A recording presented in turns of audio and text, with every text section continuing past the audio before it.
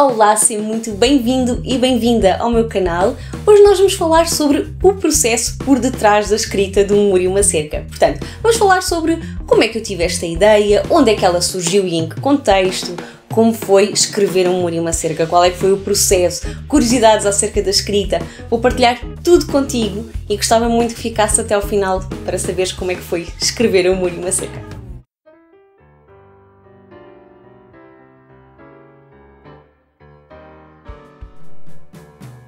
Se ainda não me conheces, olá, eu sou a Elizabeth, sou escritora, formadora de escrita, mentora literária e ghostwriter e agora também posso dizer autora do Um Muro e uma Cerca.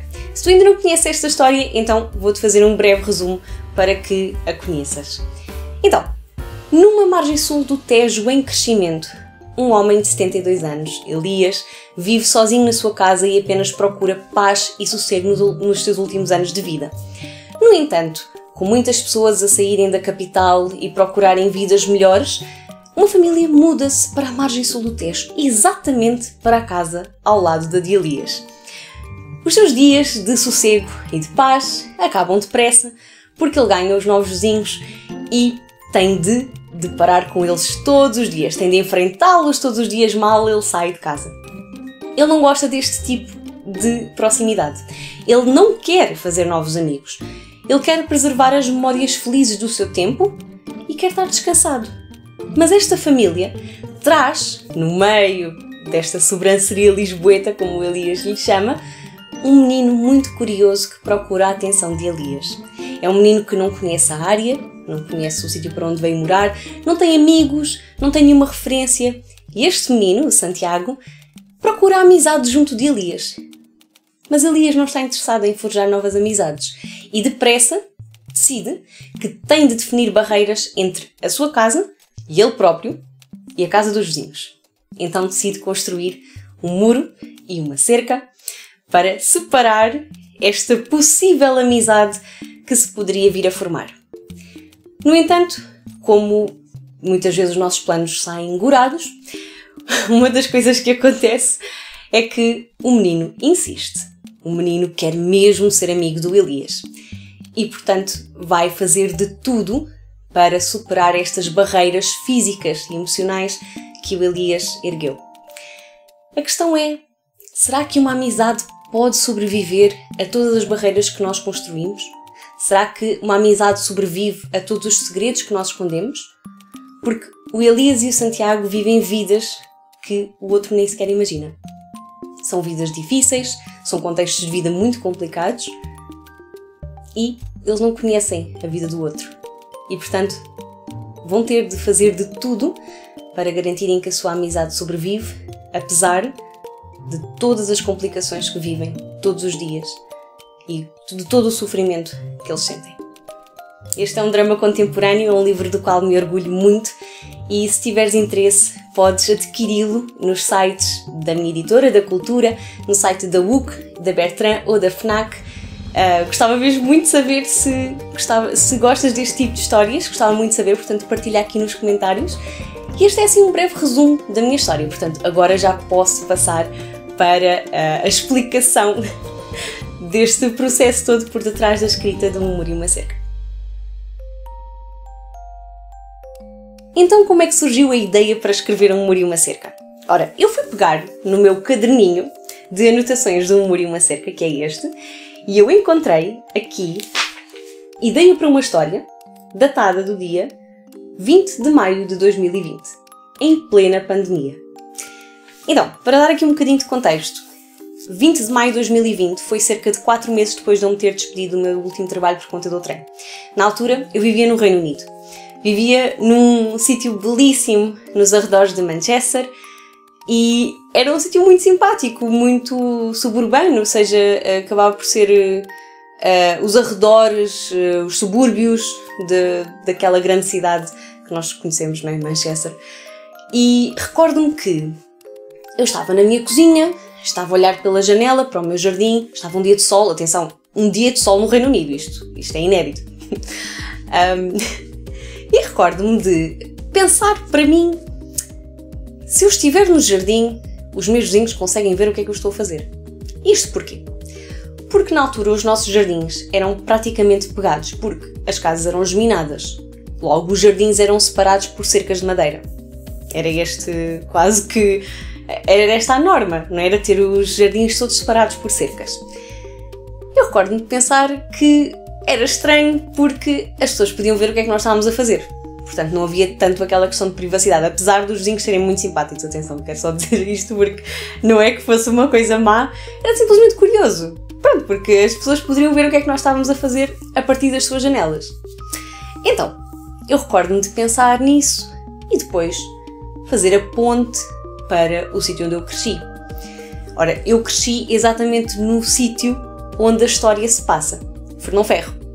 Eu cresci no concelho do Seixal, na margem sul do Tejo, e quando eu era miúda, recordo-me que na minha rua havia uma casa aqui, outra ali e outra acolá. Mais nada. De repente, como as pessoas começaram todas a sair da capital, começaram a ir para ali, porque a Almada já estava sobrelotada, porque Corroios também já está a ficar muito cheio, então começaram a ir um bocadinho mais e mais para a periferia. Ainda por cima a margem sul sendo um sítio tão apelativo, portanto está cheio de praias.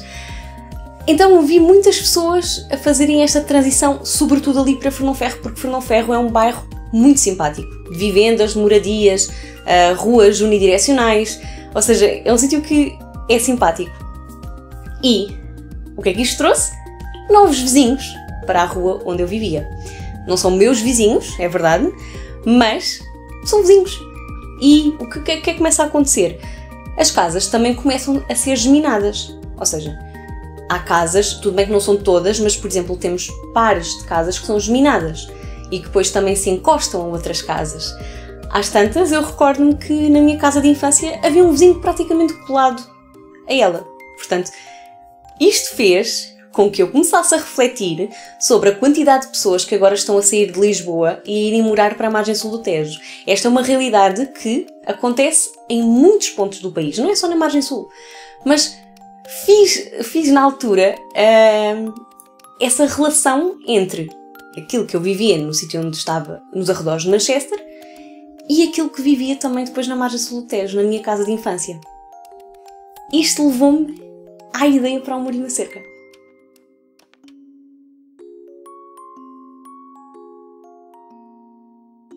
E a ideia surgiu assim, porque eu estava descontraída, de forma muito espontânea. Lá está, eu estava simplesmente a olhar pela janela, não estava a pensar em nada e, por norma, as ideias surgem-me assim. Surgem de forma espontânea, quando eu menos espero e às vezes em momentos muito tolos, como por exemplo quando estou a conduzir ou quando estou a tomar banho ou a nadar, por exemplo, a fazer natação. É assim que as ideias me surgem. Ou isso, ou quando eu estou, por exemplo, a conduzir ou a refletir sobre alguma coisa e começo a imaginar realidades alternativas. Isso também é uma excelente fonte de ideias para mim. Mas o que foi realmente curioso é que eu pensei nesta ideia no Reino Unido, mas comecei, de certa forma, a deixá-la ali marinar. Eu pensei, ok, vou anotar esta ideia, realmente parece interessante, falar um bocadinho sobre as mudanças na margem sul do Tejo, como as pessoas de repente ganharam novos vizinhos, que impacto é que isso trouxe para as suas vidas, será que foi bom, será que foi negativo? E realmente eu observei muitas mudanças na margem sul a partir do momento em que mais pessoas se mudaram para lá. Porque estamos a falar de um sítio quase que parecia uma vila, para de repente quase parecer uma cidade. Não é? Já com muitas casas, muitos carros, mais trânsito, há muitos fatores ali que contribuíram para o crescimento da margem sul, mas que de facto também mudaram muito a forma como as pessoas percepcionavam, sobretudo ali Fernãoferro. Então eu peguei aqui um bocadinho nesta ideia e imaginei depois um senhor mais velho que precisamente queria ter paz e sossego, imaginei uma família nova a mudar-se para lá, porque eu também tenho observado que muitas das pessoas que se mudam ali para Fernãoferro são famílias com crianças pequenas. Então eu peguei um bocadinho nestes dados demográficos que foram observados, de certa forma, e também, entretanto, também vi que saíram em jornais, portanto, esta explicação demográfica. Mas lá está, eu observei muito isto a acontecer, lá está, eu vivi isto em primeira pessoa, vi isto a acontecer nas minhas viagens que fazia do Reino Unido a Portugal e depois também da Suécia para Portugal, mas comecei a notar muito isto a acontecer. Então, aquilo que aconteceu foi que, ok, eu vou pegar então numa família com uma criança que se muda para a margem sul e vou pegar aqui num senhor mais velho que tinha uma casa e que não teve vizinhos quase durante anos. Conhecia os vizinhos mais próximos da rua, mas não tinha vizinhos colados a ele. Portanto, imaginem, para uma pessoa que é solitária, que gosta de estar no seu cantinho, de repente ganhar vizinhos novos, ainda por cima uma criança muito cusca, isto vai trazer um conflito, vai trazer problemas. Mas ao mesmo tempo nós vamos vendo que Santiago é uma criança muito peculiar. Uma criança mesmo muito peculiar. Eu gostei muito de escrever. Mas vou falar aqui também um bocadinho em mais detalhe sobre como é que foi mesmo o processo de escrita deste livro.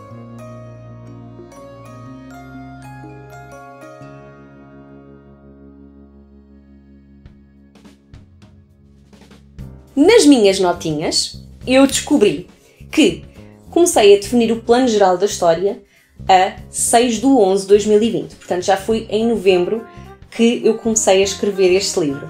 Ora, em novembro é quando acontece o NaNoWriMo. O NaNoWriMo National Novel Writing Month é um desafio que acontece ao nível mundial que incentiva os escritores a escreverem um livro de 50.000 palavras ou mais. Portanto, este desafio é só louco. Eu participei 2 anos consecutivos, agora em 2022 não participei, exato. Não sei se vou participar ainda este ano, estou a considerar, mas vamos ver. É um ritmo mesmo muito, muito intenso e eu tento participar de 2 anos consecutivos, foi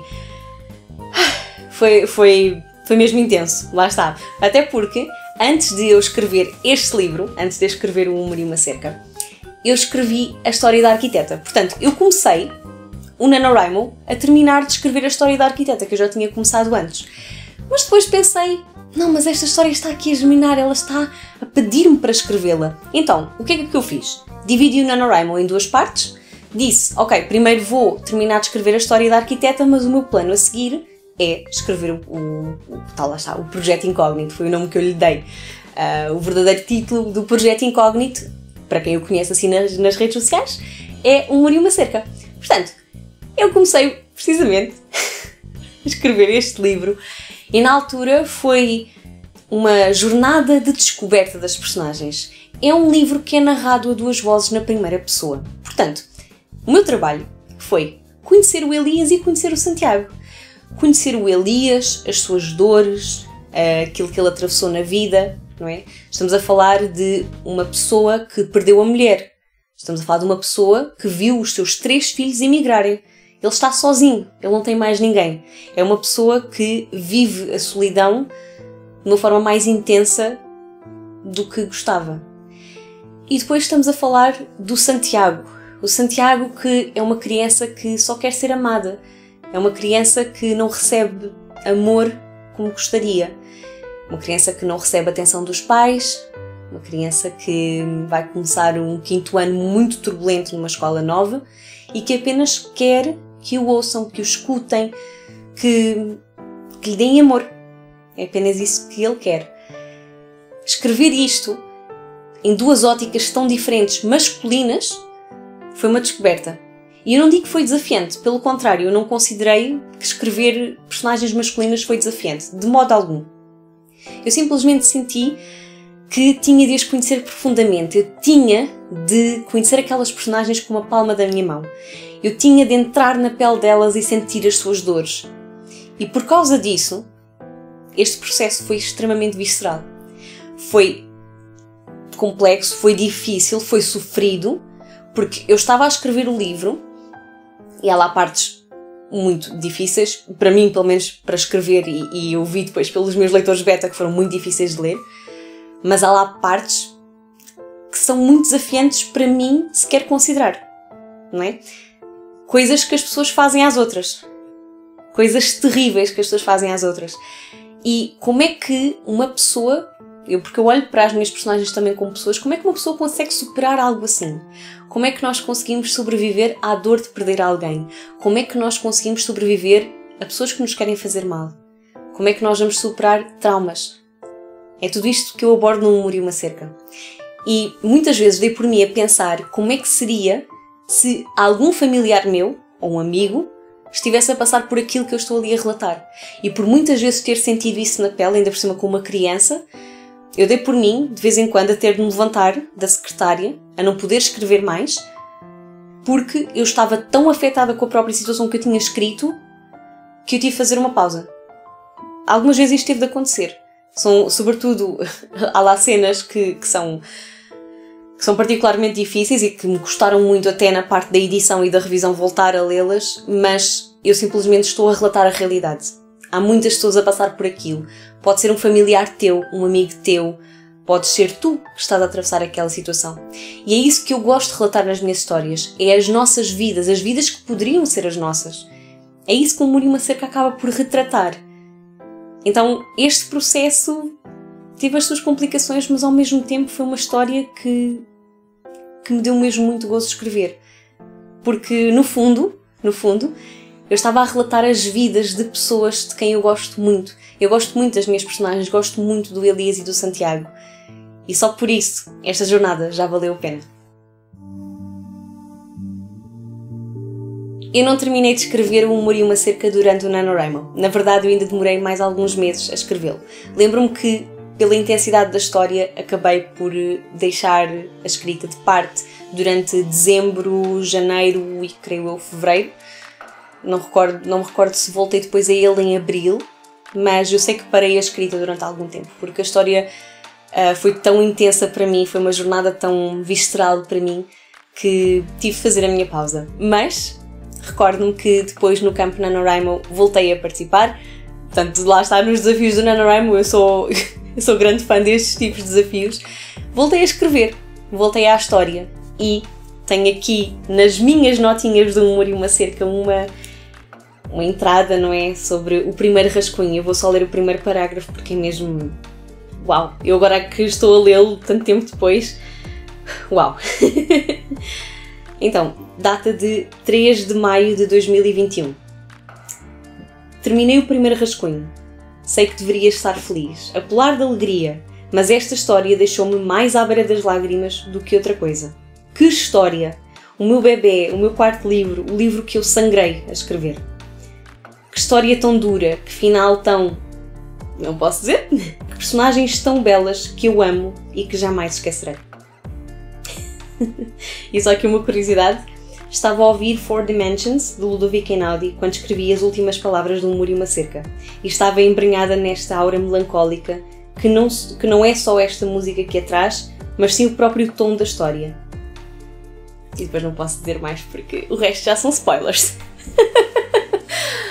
Mas foi isto que eu sentia, ou seja, não estou aqui a inventar, nem a minha memória me trai, porque é mesmo isto que aconteceu. Foi uma jornada enorme, foi uma jornada muito intensa e realmente terminar de escrever este primeiro rascunho foi mágico, e eu estou mesmo muito, muito grata por tê-lo terminado e estou muito grata por ele agora ir para as vossas mãos. Muito, muito grata por isso.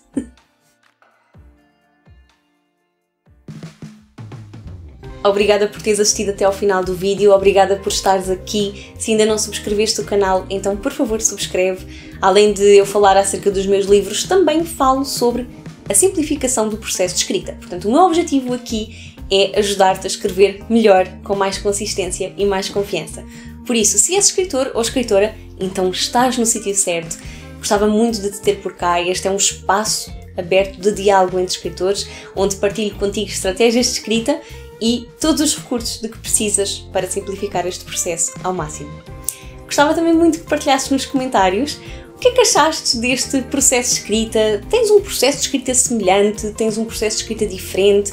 Tens alguma curiosidade que gostavas de perguntar?